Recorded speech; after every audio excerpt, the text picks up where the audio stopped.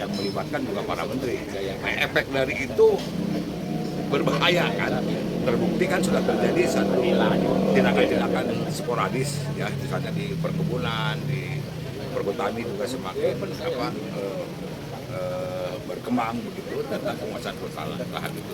Ini yang saya kira harus tetap kembali kita kepada baik dari wilayah maupun dari jabatan dikenal oleh Deden konstitusi.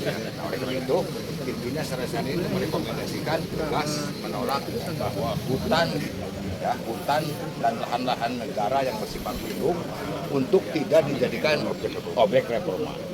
Itu intinya. Yang kedua, karena ini sudah berimplikasi kepada konflik sosial dan kami banyak menemukan data, oleh karena itu perlu kehadiran aparat penegak hukum, termasuk masukan-masukan yang harus disampaikan kepada pemegang kebijakan nasional.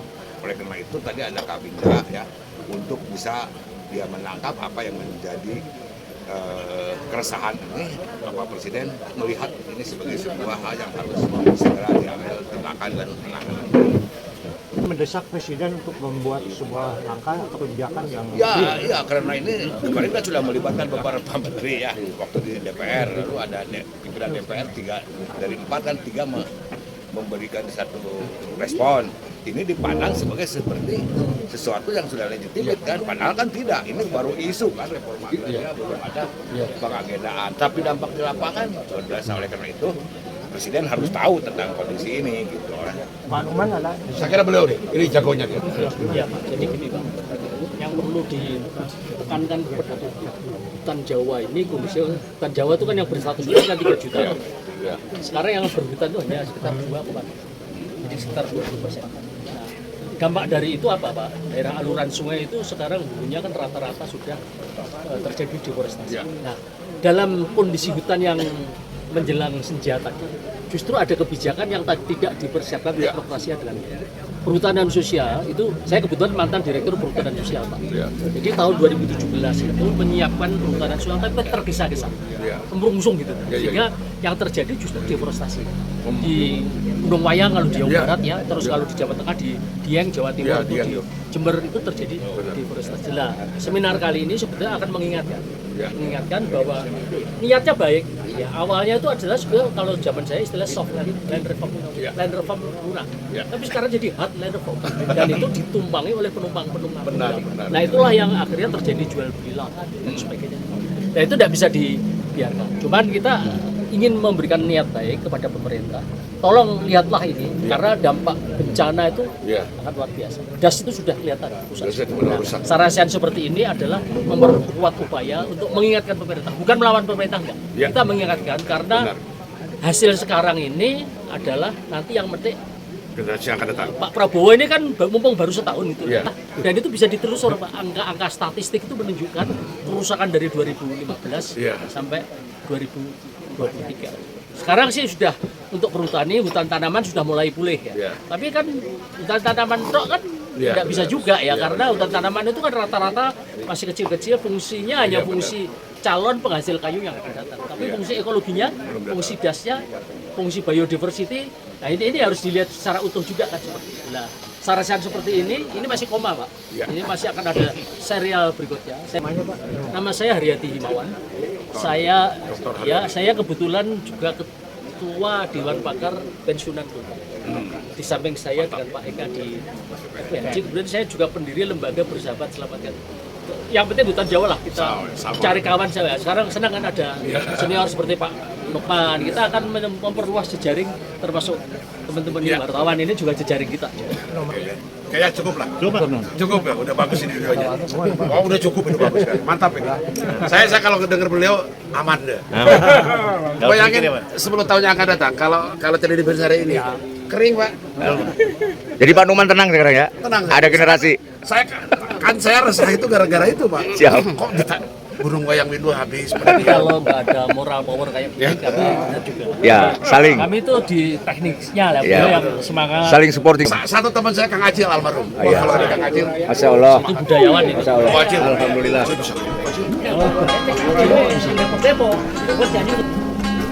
Yudulur rame-rame, yudulur urang tuku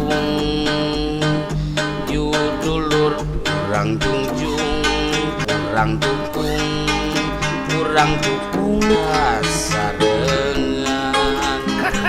Ulang ragu-ragu hayu. Yuk dulur rame-rame,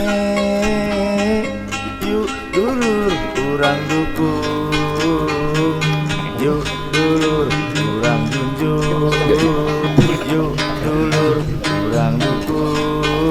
kurang dukung babarengan. Maupun dari para pelaku dan aktivis yang tadi saya sebutkan satu persatu. Saya sebagai tuan rumah menyampaikan ucapan selamat datang Wilujeng Sumping, Bapak-bapak. Kita berada di sebuah bangunan, kalau orang Sunda menyebutnya ini Balandongan, Pak. Di Balandongan, bulan apa? Bulan apa itu arsitektural yang terbuat. Dan kalau orang dulu adat, pakai kaki kita pas bisa. Buatan yang secara bertahap kami berbahan kritis. Dan saya coba sulap. Belakang Bapak ada padi, Pak, organik. Insya Allah kalau dipanen oleh Panuman besok bisa tumbuhkan Pak. Dan ini adalah tempat apresiasi teman-teman pengembangan budaya. Jadi Bapak nggak usah heran melihat lisun banyak, ada lelit. Ini simbol supaya anak kita bertanya Pak. Jadi apa ini peradaban? Tadi sudah diringkas oleh Kang Dadang sebetulnya ya dalam satu sajak beliau yang menggambarkan betapa indahnya. Konon kabarnya para yang ini diciptakan oleh Tuhan sedang tersenyum. Tapi sekarang sedang marah-marah karena terima kasih Bapak-bapak, Kang Yoyon, aduh hilap nih. Berdiri coba Kang Yoyon, ini seniman, banyak menginspirasi. Beliau ini pengarang lagu yang bermuat khusus kepada pemangku hutan dan perkebunan. Jadi setelah salah interpretasi Pak, diterima kemarin seolah-olah itu pembenaran, lalu dibayar kontan tuh. Di mana di Ciwidey, di mana? Berapa hektar Pak? Langsung digergaji dan langsung dihabisi. Lalu dari BIN ini apa perilaku kita seperti itu, begitu kan? Saya kira tidak demikian apa yang menjadi pemahaman budaya kita. Jadi ini aspeknya bukan hanya dari sisi ekosistem Betawi ya. Yang alhamdulillah sekarang jadi tumbuh banyak jagung Pak di situ, hutannya hilang. Nggak tahu siapa yang tanggung jawab. Gerobokan. Jadi kita jalan-jalan juga Pak ke Jawa Timur kemana sama fenomena ini. Bahkan ada 30 hektar lebih berubah hutan dari jagung dan berdiri pabrik ya 3.000 hektar ya. Digerobokan itu sudah fenomena dan gejala itu sudah ada sekarang di Kerawang. Nah orang Sunda Kang Deden wanita ya ujung-ujungnya kan pabrik Pak ya, terus ujung-ujungnya juga industri, jadi belum tentu juga rakyat ya, rakyat pada jadi penonton gitu. Karena kita hak ya kalau mau dibagi-bagi mah bagikan mereka semua tuh. Betul nggak Kang Rumah? Ya benar. Nah kan kasih eta unggul ya benar. Adil. Iya kalau hutan untuk rakyat terus dibagi-bagi ya bagi aja 50 juta rakyat Jawa Barat. Kenapa harus emang dia siapa gitu?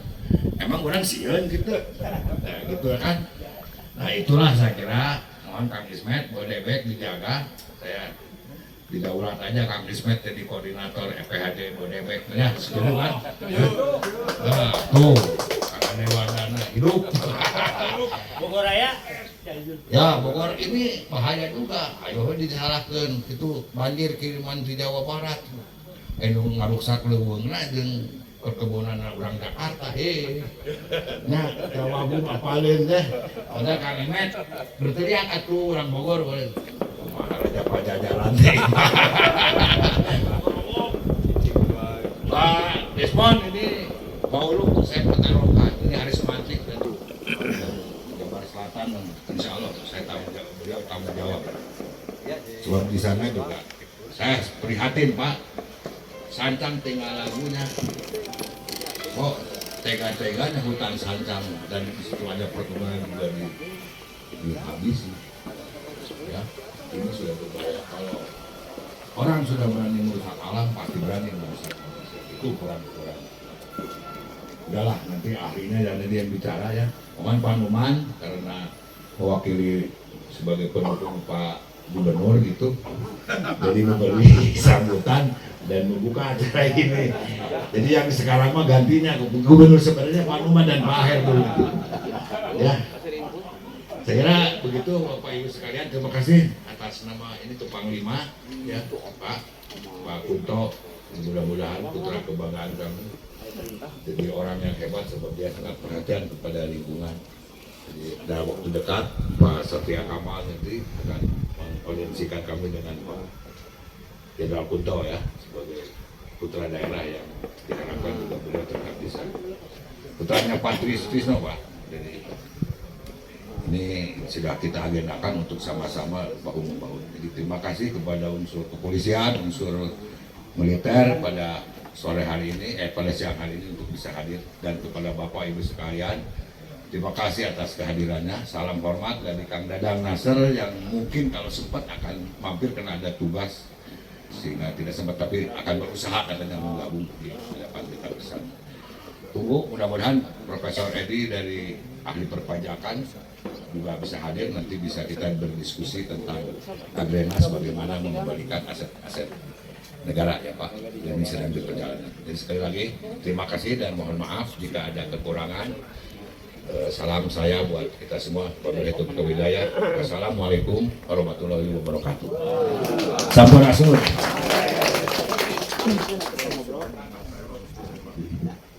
Terima kasih atas sambutan dan arahannya Bapak. Selanjutnya, marilah kita dengarkan sambutan dari Bapak Dr. Randes Haji Numan Abdul Hakim. Kepada Bapak Numan, kami persilakan.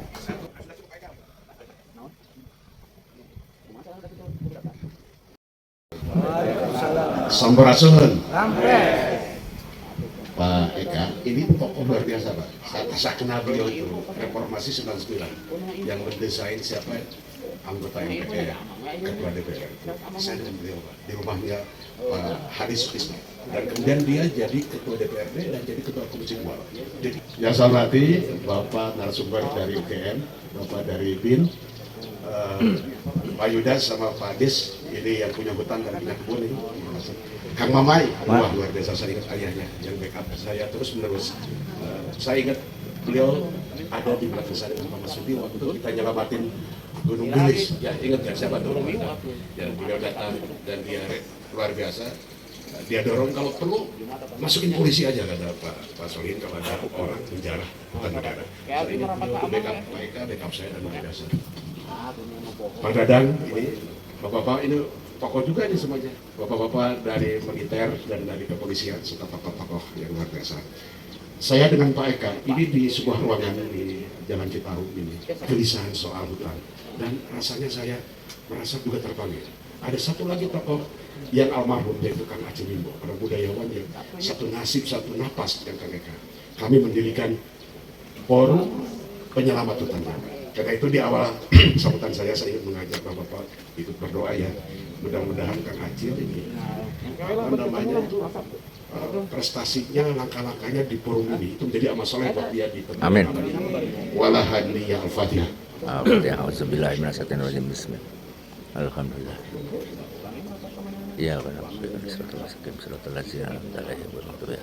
amin. Baik, sekarang sebelum membuka saya sedikit saja. Saya kebetulan sekarang di UPI Pak. Jadi Majelis Alim Amanah. Kalau saya terpepet diskusi dengan para orang akademis, saya sebelum dari ke IDA itu jauh lebih objektif.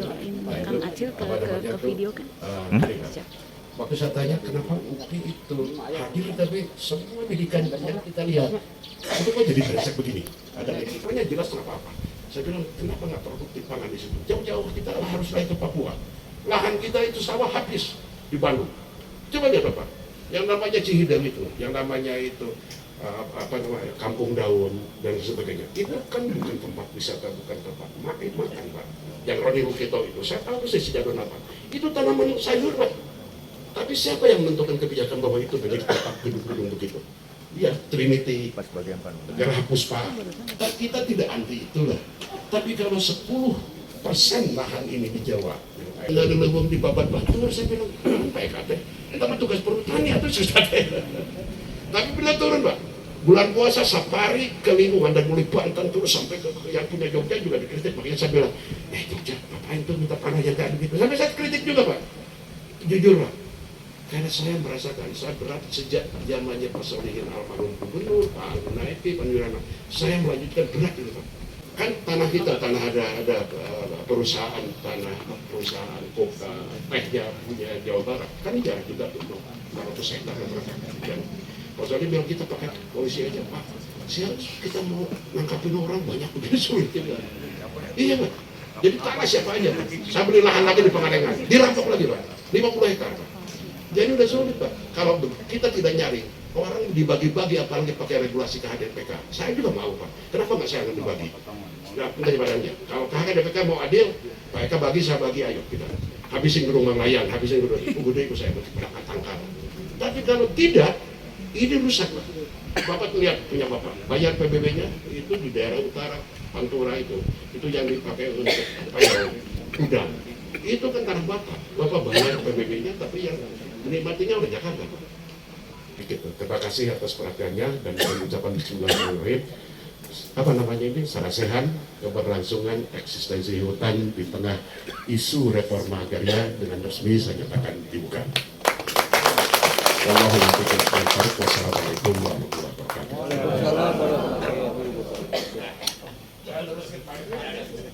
Terima kasih atas sambutan dan arahannya Bapak. Sebelum memasuki acara inti, memasuki acara utama. Beliau tidak bisa hadir. Pada kesempatan ini sepertinya akan saya minta terlebih dahulu kepada Bapak Teguh Yuwono. Ini adalah rekan saya saya akan sampaikan terlebih dahulu kurikulum beliau adalah dosen dari Fakultas Kehutanan di jurusan beliau sebagai staf pengajar yang